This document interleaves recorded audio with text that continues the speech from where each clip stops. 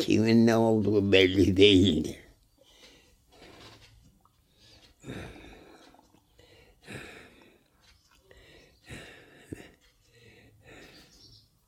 Edep yahu. İşte bu lazım. Millet edepsizdir. Küçüklerde zaten yok. Öğretilmiyor. Büyükler de edebi unutmuşlar. Saygısız olmuşlar. Merhaba. Destur. Ya Rical-Allah medet. Ya Sultan-ı Evliya medet. Ey sahibel meydan, Şah-ı Merdan. Destur. Sizin aşk-ı şevkiniz bir deryadır, bir denizdir. O denizden bir damla alan, dünyası da mamur, ahireti de ebedi cennetlerdir.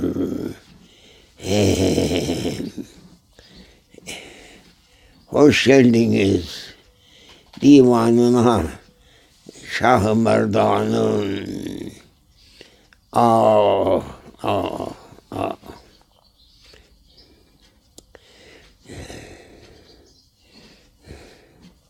Esselamu aleyküm. Selam verelim. Müminin şanıdır. Hayvanların dili yok, söyleyemez. Yani insana dil vermiş Cenab-ı Allah. Yeryüzüne halife kılmış.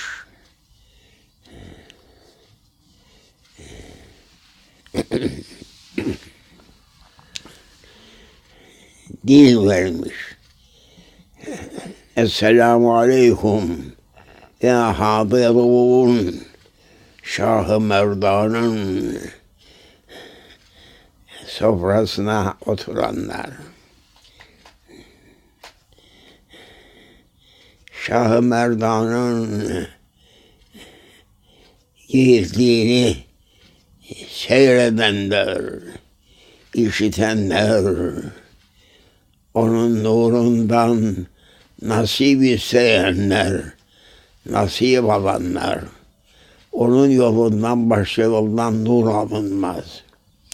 Nuru olmayan insan kara kömür gibidir. Ateşe yanar, başka işe yaramaz.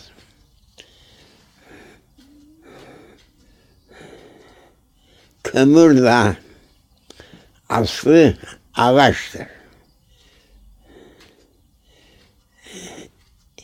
Kullandığımız dolaplarımız, sandıklarımız bunlar da aslı ağaçtır. Lakin kömür olan ağaç ateşe yarar. Kömür olmayan ağaç her şeye yarar.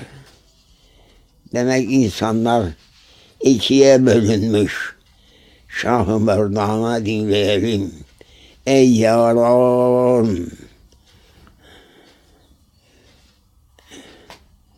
Şah-ı Merdan. Sultanlar Meclisi'ne buyurunuz. Hoş geldiniz. Diyelim. Esselamu aleyküm. Ey yaran!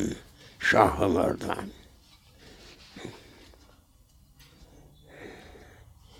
Erler meydanının sultanı Şah-ı Merdan'dır. Ne güzel onun meclisinde oturup onun menakıbinden,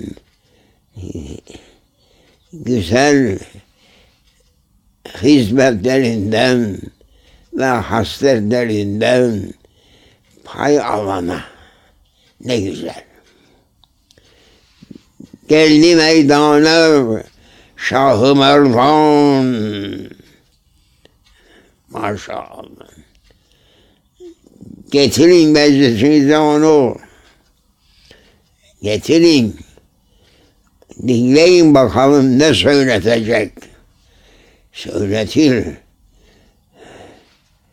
Alim şehrinin sahibi, server-i kainat, fahru kainat, Habibi Rabbul Alemin Efendimiz. İsmini andığında ayağa kalkarım. Her defasında eserim ben, zabiyetimiz var.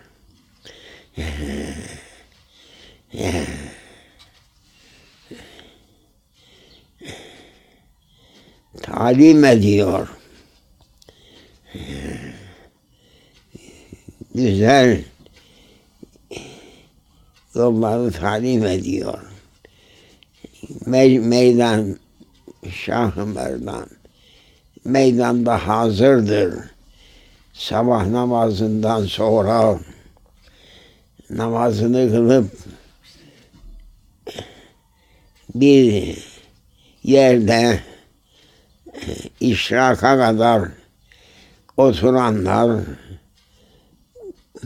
veyahut o kadar vakti olmasa da bir kahvehane bile olsa, bir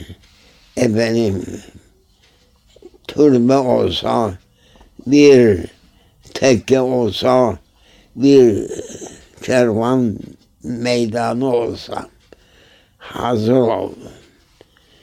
Uyuma. Seyreyle. Azametini Rabbinin Celle ve Ala'nın azametini sana talim etsinler. Diyelim Bismillahirrahmanirrahim. Şükür Mevlamıza. Bize ismi celalinden söyletti. Ümmeti Muhammediye'ye verildi bu şeref. Bismillahirrahmanirrahim. Bazı enbiyaya verildi bir hizmet için. Sonra alındı. İbrahim peygamber besmele çekti, ateş söndü. Süleyman peygamber besmele çekti, Belkıs melikesi, Seba melikesinin tahtı geldi. Lüzum eden yerde kullanırlardı onu.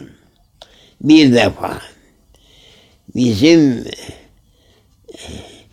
Şah-ı Resul, Allah'ın Habibi,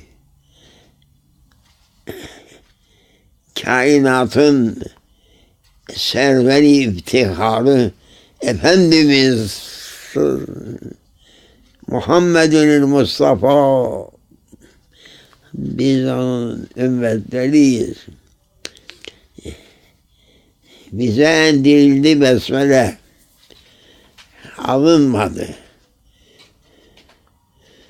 Nuh peygambere indirildi, kurtuldu. Süleyman peygambere indirildi, Belkıs melikesini getirdi. Evet. İbrahim peygambere indirildi, ateşten, narı, Nemrut'tan kurtuldu. Besmele çek.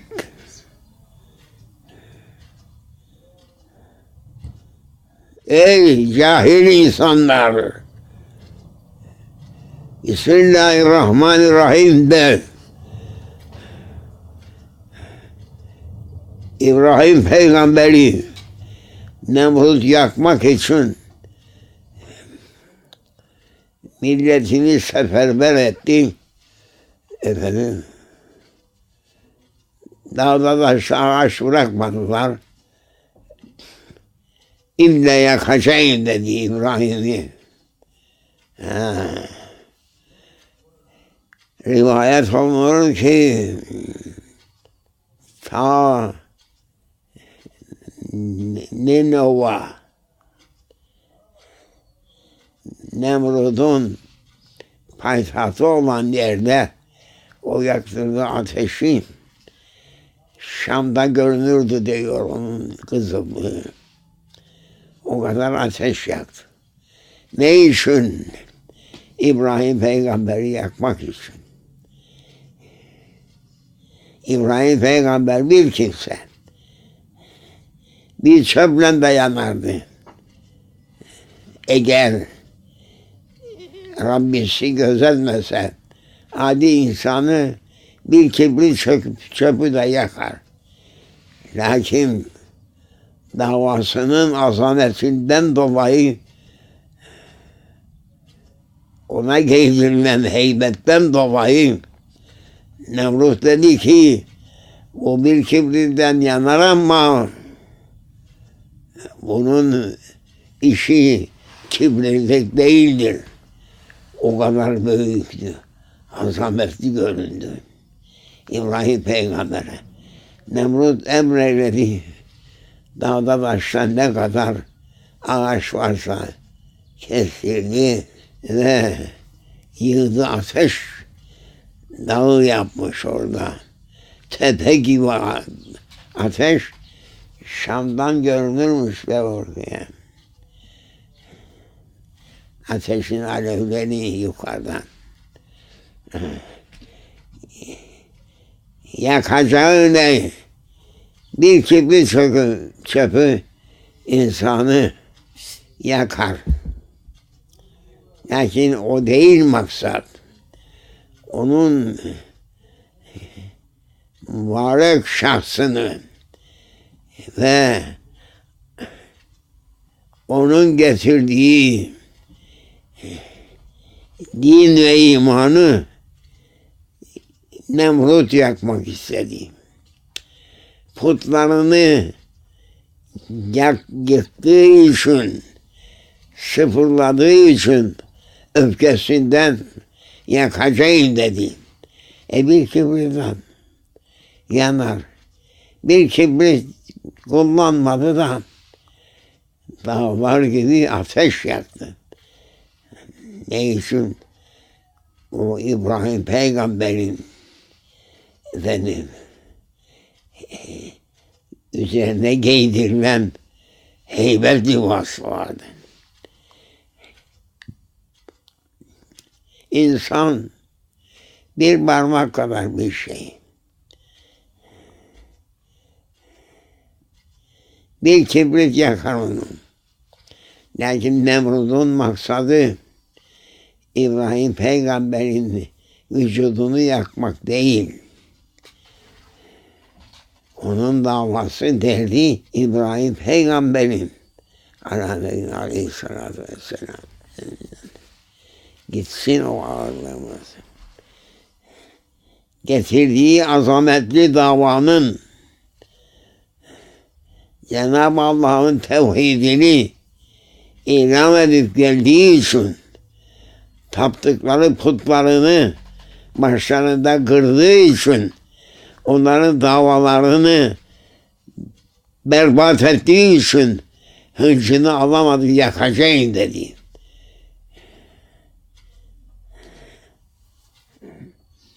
Ala rivayetin 6 ay ağaç topladı. Ateş yaktırdı. O ateşin alevleri Şam'dan görünürdü. 40 günlük yol. Ya.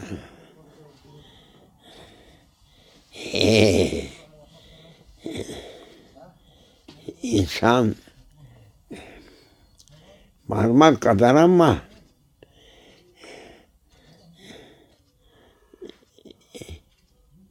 öküz belki onu 10 defa keser. Fil belki 100 insanın ağırlığını taşır. Lakin kıymeti yok. Maksat İbrahim Peygamber'i yakmak değil. İbrahim Peygamber bir kibrit çöpü de yakar. Lakin istediği İbrahim Peygamber'in Aleyhisselatü Vesselam'ın getirdiği tevhid dinini, yerlerin göklerin sahibi Rabbul Arşil Azim, azametli arşın Rabbi olan Cenab-ı Hakk'ın emrini getirdiği için kendinin emri sıfıra gitti. Onun getirdiği emri yakmak için o hareket etti. Demek ki insanın büyüklüğü veyahut süfli oluşu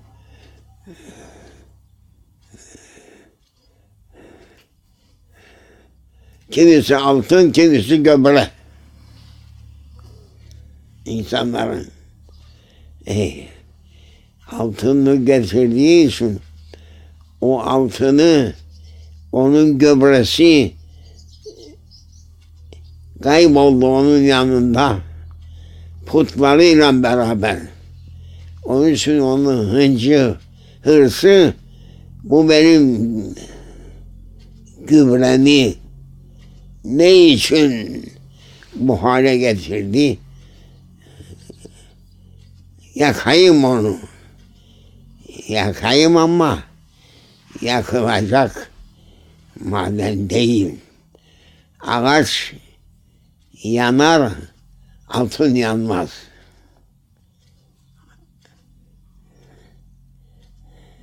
Ey Şah-ı Merdan!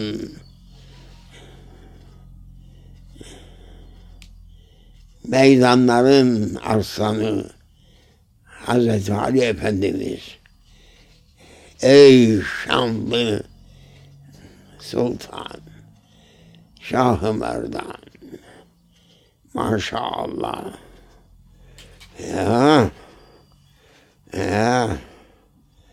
neye onun arkasında koşturur insanlar bir şey almak için. Her gün boy boy gazetelerde bu filan kimseydir, bu filan kimsedir, bu kurtarıcıdır, bu batırıcıdır diye boyuna saçma sapan şeyler söylerler. Kıymeti yoktur. Gazetenin büyüklüğünde kıymet yoktur oğlum. Gazete diyor buna. Eskiden yoktu. Yeni çıktı bu rivayet derler. Eskiden yoktu bu gazete. Şimdi gazeteler ne için? Bak ne hikmetler söylüyor Şah-ı Merdan. Gazeteler ne için çıkardılar? Sahte büyüklüklerini insanlara göstermek için. Birisi sahtesiniz. Sizin mayanız göbrebe. Fışkı sizin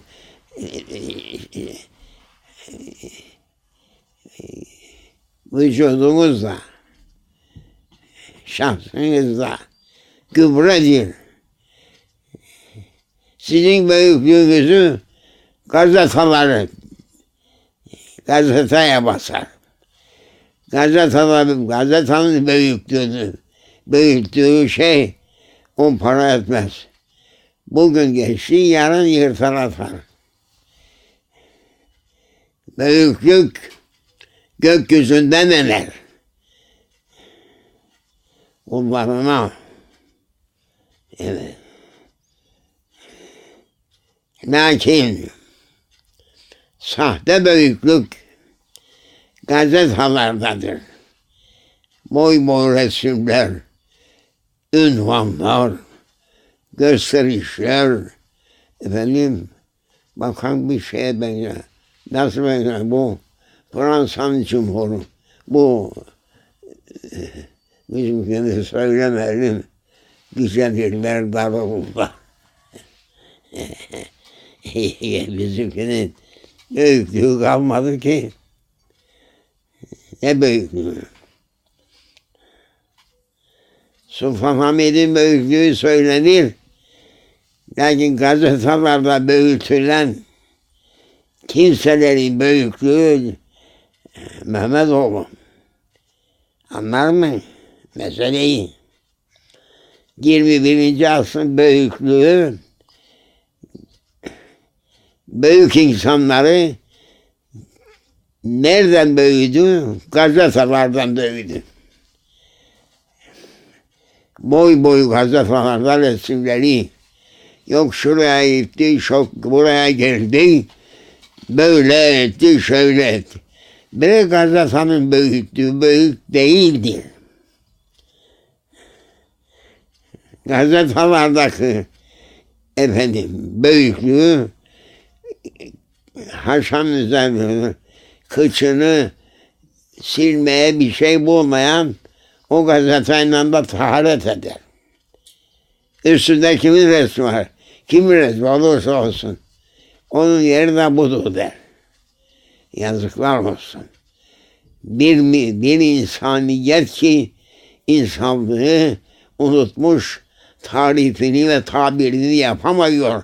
İnsanlıktan çıkmıştır. Ey yavaş Şah-ı Merdan,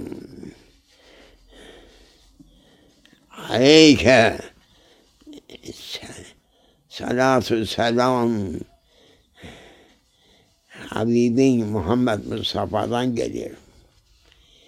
Ammi oğlundan gelir. Ne güzel, ne güzel. Güzel ile çirkini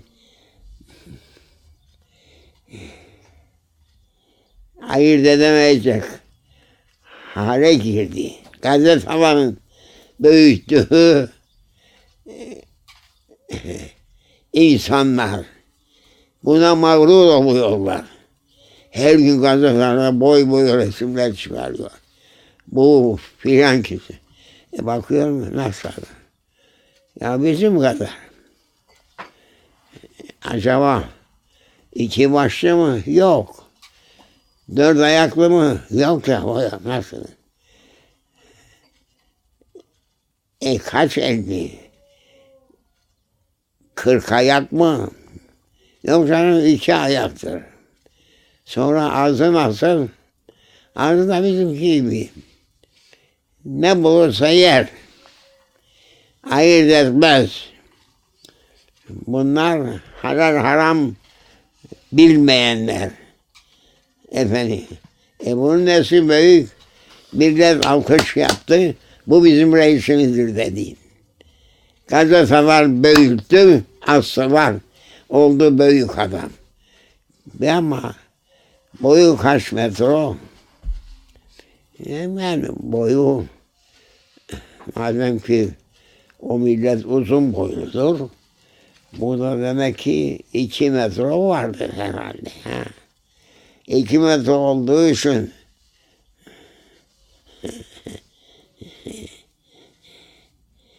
kimdir boyu uzundur? La yahve minel hebeli. Ahmaklık vardır üzerlerinde. Çok ahmaklık var. Bazı kimseler kısa olur da giydikleri ayakkabıların topuklarını yüksek yaparlar ki uzun boylu görünsünler. Bu şimdiki zamanın büyük sayılanların hepsini bu gazeteler ayaklarının altına topuk koyaraktan işte bu dünyaya hükmeden adamlar. Kör tepesi. Günün kendine hükmetmesi yok be. Nerede dünyaya hükmedecek? İşte bu da var bu tarafta. Bu da Fransız'ın. Bu biz Türk'üz. Biz zaten yalın ayak geçeriz. Ayakkabılarımız çürür gider. Bir şeyimiz yok. Onun için biz görünmeyiz. El azametü lillah. Şerefu li Resulillah sallallahu aleyhi ve sellem. Ya. Efendimiz resimleri basıldı gazetelerde. Emreyledi, resmimi yapmayınız. Resimle ben büyüklük istemem. Ey şanlı Resul! Hiçbir sultan da resmimi yapsınlar, millet görsün diye heves etmedi. Resimlerini yapan Avrupa'nın gazetede büyüttükleri adamlar. Napolyon diyor bu. Ne oldu? Napolyon büyük adam diyor. Orta çağı bitirip yeni çağa sokan adam bu. Boyu ne kadar? Ya boyu 1,5 metreymiş o adamın. Demek ki fitne köpüğüdür o. Ne yaptı? Kralı kesti. De baş kesmekle insan büyük olmaz. Aslan ormanda günde 3 tane, 5 tane, kaç tane bulursa hayvan başını keser, bacağını keser, yer gene aynı hayvan. Çok yemekle hayvan büyür ama hayvanın şanı yok ki. İnsanın şanı var. İnsansın. Gazetede büyütülenlerine ne bakarsın be? Şimdi başka ceza bela bu televizyon dedikleri bir başka bela. Milleti çeşit kılığa sokar, gösterir. İşte bu adam budur. Nesi var be? Boyu 2 metre olur ya, yetişmez be. O biri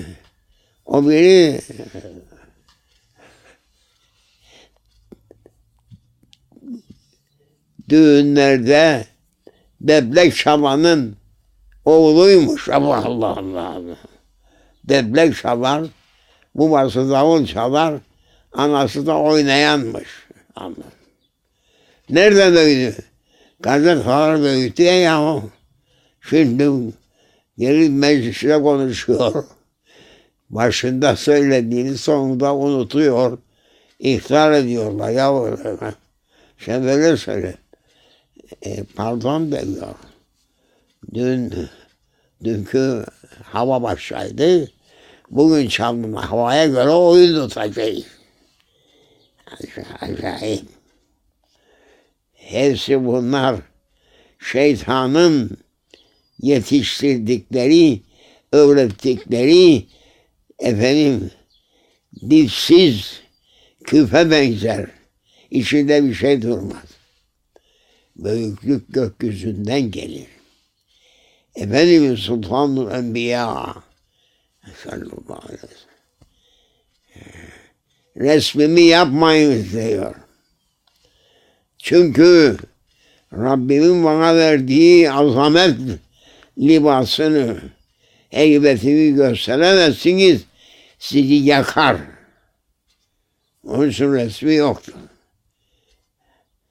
Efendimiz gazetenin büyüttüğü insan değildir. Utanmazlar. Öyle bir sultanın ismini anmıyorlar. İlla gazetede resimleri geçen işte bu büyük adamdır. Ne büyüğü be? Okkayla nasılsa büyüğü, öküz ondan daha şey. Uzunluğu boyluysa Zürafa kadar olamaz ya.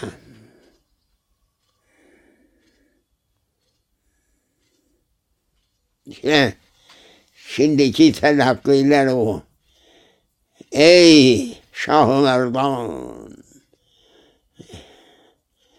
Sana minnettarız. Bizi uyandırıyorsun. Anlatıyorsun. Büyüklük şanı kimindir? Büyüklük gazetelerin bastığı resimle de değildir. Yabancı ünvanlarla da değildir. Dün baş çekilmiş, beyin atmışlar onu. Ne oldu bunun büyüklüğü? Eğer altın olsaydı tutacaklardı onun sonuna kadar. Demek ki altın değilmiş, şerif. Ot cinsinden bir şeymiş ki efendim onu yiyen hayvanların gübresi gelir. O sınıfa girmiş o. Ne kıymeti var? 3 gün gazeteler boy boy resmini basar. Bu filan memleketin başıdır.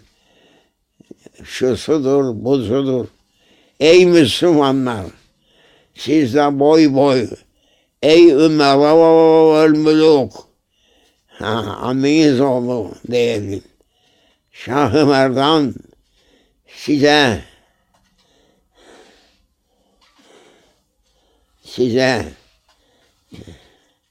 tembih ediyor. Sizi uyandırıyor. Büyüklük okkaylansa öküzler sizden daha okkalı. Yok. Boyunuzun uzunluğuyla zürafa cinsidir. Zürafalar belki 3 metre, 5 metre boyları var. Veyahut öküzünkü ağırlığı fazla. Onu geçen gergedan var. Onu geçen su aygırı var. Yüzlerine baktığım vakında ecel acayiptirler. Yaratan öyle yaratmış onları. Onlarda büyüklük davası yok. Ben daha ağırım. Benim suretim daha hoştur diyerekten iddiaları yoktur. Başları sokulu, başlarını kaldırmazlar. Ormanlarda ya ot yerler veyahut sair hayvanatı yerler. Bunların kıymeti nedir? Hiç. Büyüklük. Ey Şah-ı Merdan diline sağlık. Ne güzel tarif eyledi. Şimdikiler büyüklüğü 21. asrın 100 yıl derler şimdi. Büyüklükleri gazetelerdedir, büyütülür. Bugün büyütür, yarın atar aşağıya. Bu nedir? Dün altınsa efendim bugün de altındır. Altın yok. Altın olsanız millet sizi tutacaktır. Altın değilsiniz. Altın değilsiniz. Kıymetiniz olmadığı için yırtarlar, belki altlarını bile silerler. Duvara astıklarını, dün astıklarını böyle bir çekerler, yırtarlar, atarlar. Böyle büyüklük olmaz. Büyüklük dava etme. Ey insanlar! Bu insanların çektiği bela büyüklük davası içindir. Şeytan aldatıyor 21. asrın insanını. Seni büyüteceğim diyor. Benimle beraber gel. Biz bir parti kuralım. İçimizden bir tanesi seçelim. Derim bu adam büyük adam. Nereden geldi be? Şeyden geldi ya o. Pasinlerden geldi. Veyahut filan memleketin Acem'den geldi. Veyahut Deli Mübarek'in sonundaki bir kabileden geldi. Bundan büyük mü? Büyük oldu ya, büyüktür. Nasıl olacak? Nasıl olacak büyük? Fil senden ağır değil mi? Ağır ama o da olsun. Ne zararı var? Basın gazeteye söyleyin. Söyleyin ki bugün büyüklük fillerdedir. Şimdi bu yeni zuhurattır. Ey Şah-ı Merdan, bastır, korkma. Senden haşa. Korkanı Şah-ı Merdan, seyfini çekip gazanferi zülfikarını çekse, sizin gibi duvar büyüklerini bir defada başlarını keser be. Başını kestiren adamda ne var? O bir demek ki daha büyük diye gazetede yazacak. Efendim şeytan dolabında gösterecek. İşte bu yerde bunu yapıyor. İşte bu yerde kordela kesiyor. İşte bu yerde nutuk ediyor. İşte bu yerde boş yakırdılar seyrediyor. İşte bu yerde milleti tatmin etmek için meseleler, hikayeler söylüyor. Yaptıkları ne? Yaptıkları abdesthanede. Meydanda bir şey yok. Cenab-ı Hakk'a söyleme o. Haya edelim. Bir ifrit koyduracağım bunlar için ki büyüklük dava edenlerin pantolonlarından aksın.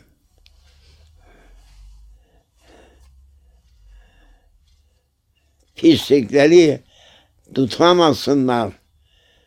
Paçalarından aksın meclise girdikleri vakitte. Çok büyüklük satıyor onlar ama Nemrut gibi cezaya düşürtmeden bunları bu yoldan terbiye edecek kaç bin tane huddam vardı. Huddam ateş gibi dokunulmaz.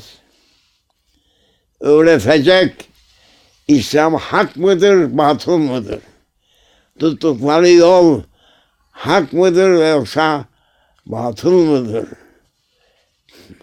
Duvarda büyüklenen, büyük sayılan adamlar duvarda resimleri. Duvardaki resimle insan büyük olmaz. Yaptığın işi göster bakalım. Altınsan, altını reklam eden yoktur.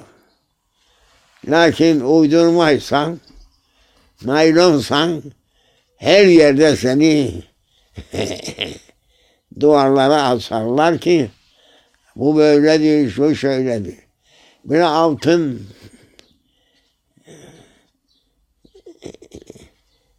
şey ister mi?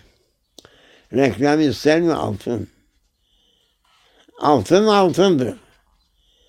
İster yüzük olsun, ister bilezik olsun, ister gerdanlık olsun, altın altındır. Kıymeti düşmez. Lakin insanların içinde olan ve kendini bir şey zannedenler, gazetelerde büyük olanlar, 21. asrın büyükleri kimlerdir? Duvar gazetesinde resimleri asılan, efendim, gazetelerde baş yerde isimleri, resimleri gör. Bunlar büyük değil. Büyüğü ara sen. Altın gazetelerde reklam edilmez. Altın ol. Altın ol sen.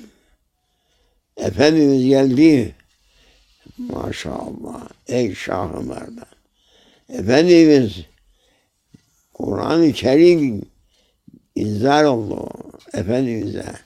Arş-ı Rahman'dan geldi.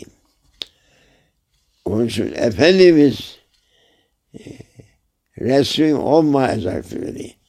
Benim resmimi yapmayacaksınız. Benim resmim yoktur. Beni tasvir edecek resim ben değilim dedi. Yasak etti. Resimle büyüklenmeyi yasak etti Efendimiz.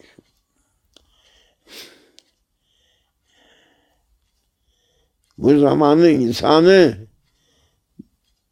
gazetelerde bugün büyütülür, yarın abdesthaneye atılır. İnsan ol diyor Şah-ı Merdan. Ey mübarek Şah-ı Merdan, Allah meydan versin size yabancıları temizlemek için. Yakındır dedi bana.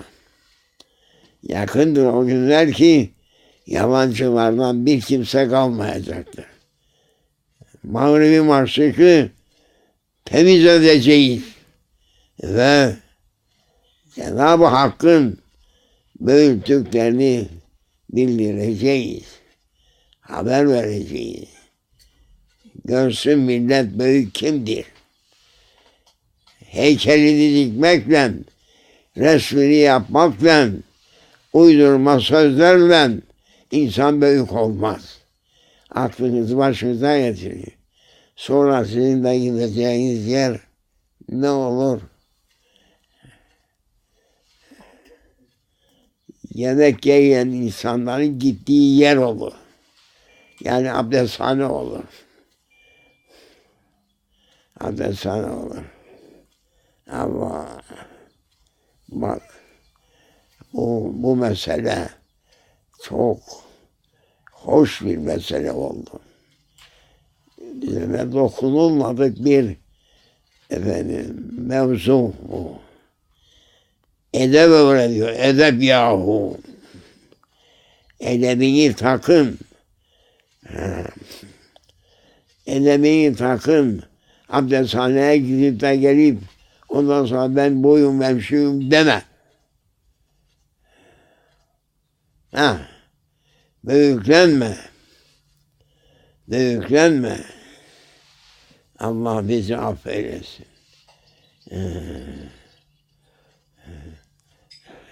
Şeyh Efendi Hazretleri bir hikaye söylerlerdi evliyalardan. Şah Merdan da onu rivayet etti. Efendim, bir mübarek zat bu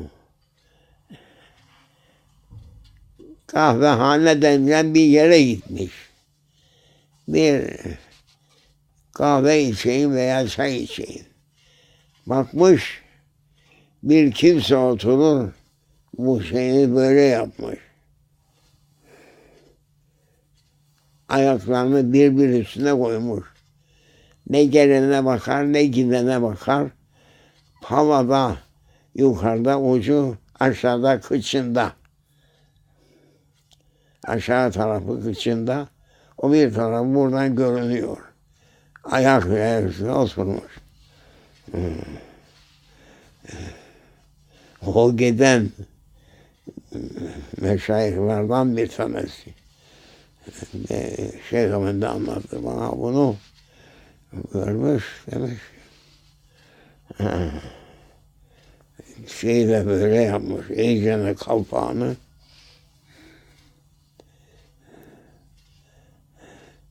Ne gelene selam verin, ne gidene yanına oturmuş.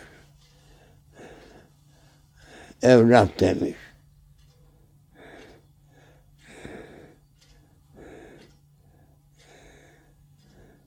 Sen bu büyüklüğü ne için gösteriş yapıyorsun? Ben büyüğüm diyerekten, ben yiğitim diyerekten, ben şuyum buyum diyerekten. Bu palanda buradan şeyine kadar yetişiyor. Oğlum demiş. Sen abdesthaneye gitmez misin? Bunu söyle diyor. Hemen ayağını başında elini öpmüş. Bize öğretim olmadı demiş. Bize duvar gazetelerinde uydurma resimler, uydurma ünvanlar bizi aldattılar demiş. Ey mübarek Allah'ın mübarek kulu, beni uyandırdın demiş. Edebimi senden öğrendim demiş. Elini ver de öpeyim. Elin öpülecek el değil onlar. Sen kendine bak, seni düzeltecekler bulunur. Edep ehli irfan meclisinde aradım, kıldım talep. İlim en girudedir illa edep, illa edep. Edep yahu. Yazdır el yazısıyla, matbaayla değil. Evet. El yazısıyla yazdır ve evin kapısına da as, iş yerine de as, edebi öğrenesin ki insanlığın meydana gelsin. Ey Şah-ı Merdan, bizi affeyle. Ey yâlan Şah-ı Merdan, Şah-ı Merdan'ın ahbapları, selamullah aleykum. Allah'ın selamı hepimizin üstünde olsun.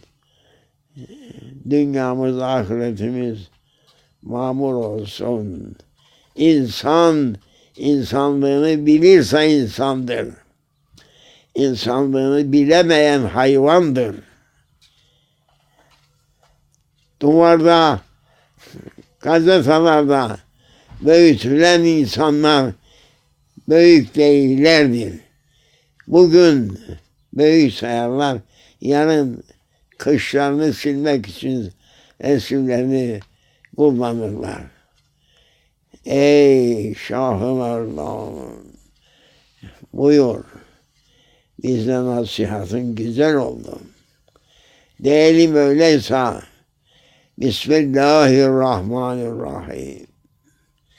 Rabbi yessir ve la tuassir. Rabbi temmim bil hayr. Allah için çıktık yola. Gideceğimiz Mevlamızın huzurudur. Temiz gidelim, edepli gidelim, vahşi ve yalancı gitmeyelim. Altın olarak huzura gidelim. Gübre olarak değildir. Saraya gübre sokmazlar.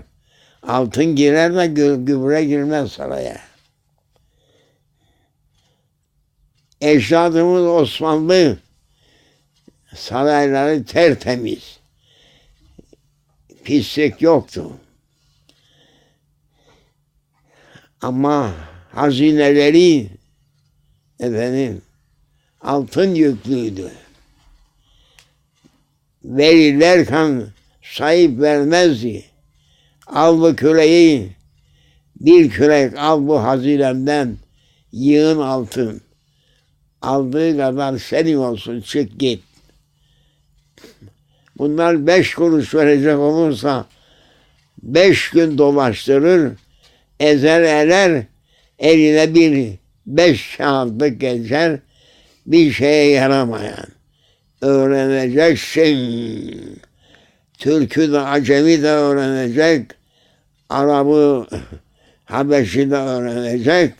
Değilse siz insanlar sınıfından en sonundaki sınıfa koyacaklar ki sizden sonra gelen sınıf hayvandır.